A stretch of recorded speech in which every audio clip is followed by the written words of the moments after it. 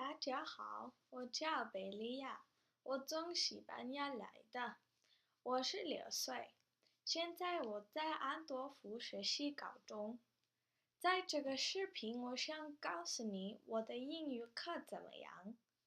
我很喜欢英语课，在英语课我们都会坐一张大桌子，这是所以我们可以一起说话。在英语课，我们现在学习哈姆雷特，莎士比亚写的诗。在这个诗，哈姆雷特的叔叔杀他的爸爸，哈姆雷特很伤心，所以他想杀他的叔叔。这诗很有名，很多人阅读。在一个特别英语课，我们读诗的部分，以后我们都讨论这个部分的意思是什么。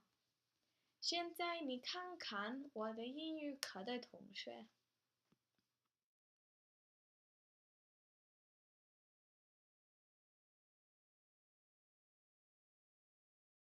好，现在看一看我的英语课。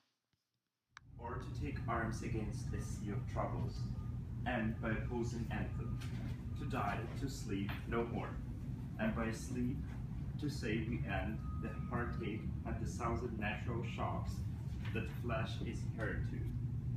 'Tis a consummation, devoutly the bush. To die, to sleep, perchance to dream. Aye, there's the rub. For in that sleep of death, what dreams may come, when we have shuffled off this mortal coil, must give us pause.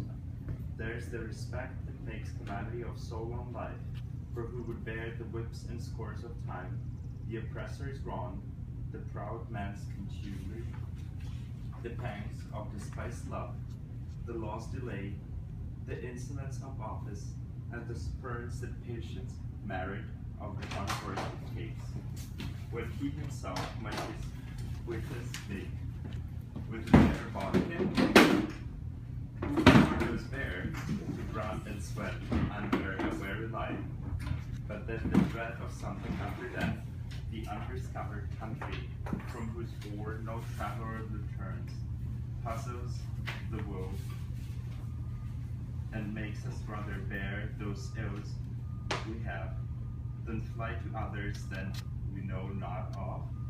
Thus conscious does make howards of a soul, and thus the native hue of resolution, its sickly o'ered with the pale cast of thought, and enterprises of great pitch and moment. With this regard their currents turn awry, and lose the name of action. Soft you now, the fair Ophelia. So we can stop there because that's when Ophelia is sloppy. Yeah. Okay. So what questions do you have about this a little bit before we talk about what we see better?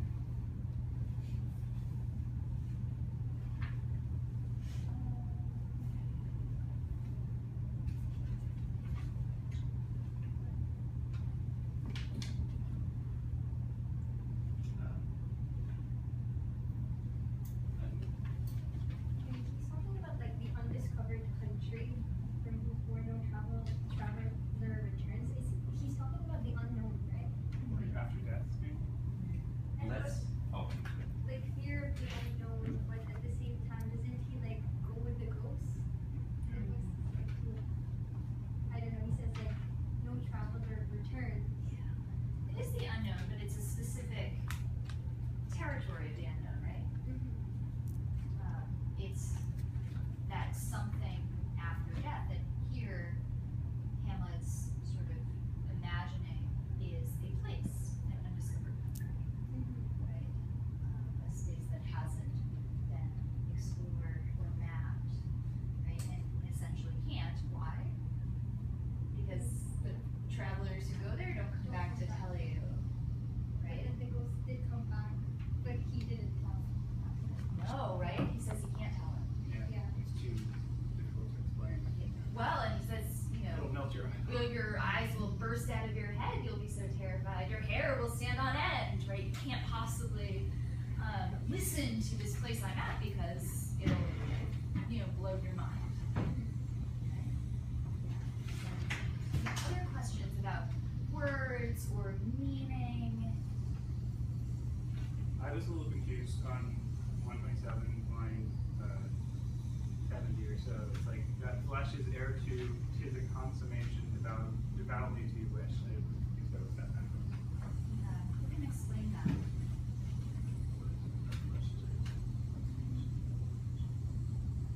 Wait, what line is this? It's 71. I think that, well, I mean, if you look right above it, it says, the heartache and 1,000 natural shocks, the flesh is heir to, is a constant. I think that what it's trying to say is that, like, in life, your body's going to experience a lot of shocks and a lot of unfortunate things. So I think that's what it's saying, like, it's natural. Flesh is naturally going to be designed to take those sorts of things. No, so But I then, don't think it was. tis a consummation, devoutly to you wish. What is, like, is it death? Is it? I think I think he was just saying like the body was a lot of shock. I was saying like by being flesh, by being like a mortal human being, you're like suffering. So by like killing yourself, you're ending that suffering, which is something that is desirable. But then again, he's saying like by ending your life, you won't suffer anymore. But the ghost also is suffering, and like the ghost life is ending. If it's perchance to dream, it doesn't have to be like that. Right. I think it's not about the ghost here. Like, it's more of he say that. Like, I mean, there is totally no connection with the ghost in this whole split. You mean he doesn't talk like explicitly about the ghost? Well, I mean that he does not like even intend to like refer to ghosts at all. And here, I believe he just says that since we are mortals, since we have a body, we are kind of slaves to our body in terms of being dependent on what goes on with it, or something like that. I mean, if the grammar here, or the kind of literal level, we start at the beginning of the sentence. To die is to sleep, right? That is to is absent. So to die equals to sleep. No more. And by asleep, to say, that is, we end the heartache and the 1,000 natural shocks that flesh is heir to. 'Tis a consummation. This sleeping is a consummation, a summation of a life, a sort of final act, a final movement, devoutly to be wished, that like a we would conclusion? pray for. Yeah. Okay. Yeah, that we Well, that's wish confused for by the if it's consummation. sleep. Yeah. If it's what the ghost goes through, different story, right? I mean, not knowing. But is Marwa, is what you're saying about the ghost, is it strange to you that he doesn't sort of see, Yeah. he doesn't draw on that experience here? Okay. He seems to have put it aside to think about Like something he's else. thinking rationally, but like at the same time he's not thinking about everything. Yeah, he's omitting something. Yeah. And isn't committing suicide a sin if that's what he's talking about? You know, like isn't that sort of going to guarantee he's not going to be going to sleep when he goes? Well, here is he talking about suicide I know in that he's not. sentence? He's not. You're right. That's just like That's the what concept is of death, right, yeah. right. But yes, the other around it Yeah. does talk about suicide. Sorry, Ty, you were gonna say. No, I think I answered my question. I was going to ask, were they predominantly Christian? I think the answer is yes. Anyways, so that doesn't really matter. Well, it depends who you're asking. Like about, are you asking about early medieval No, I mean like Hamlet. Denmark? Yeah. Well, as we see here, there seems to be some competing ideologies, right? We have Interpretations of God. yeah, right. Like lots of different comments about like a Christian God, but then we also have comments about kind of folklore, and then we also have Greek gods.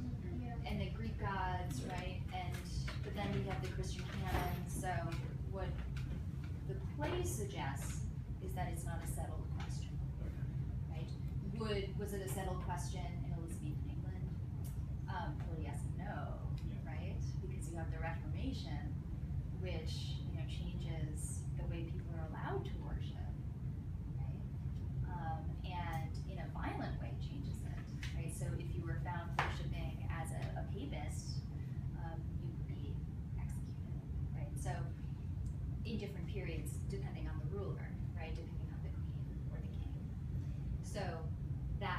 unsettledness, I think we see a little bit here in Hamlet too. That historical unsettledness is sort of transposed into a more remote history. When Hamlet references like the Greek and Roman gods, for example, is he referencing them in a worship kind of way, or is he referencing them in drawing back knowledge, making comparisons? Because I know, for example, the plays that go back to Carthage and Greece and all that, he wasn't necessarily talking, when he referenced a god in terms of the play, he wasn't acting as if they were a current god he worships or believes in. He was more of like using them as a common knowledge type thing to draw comparisons to.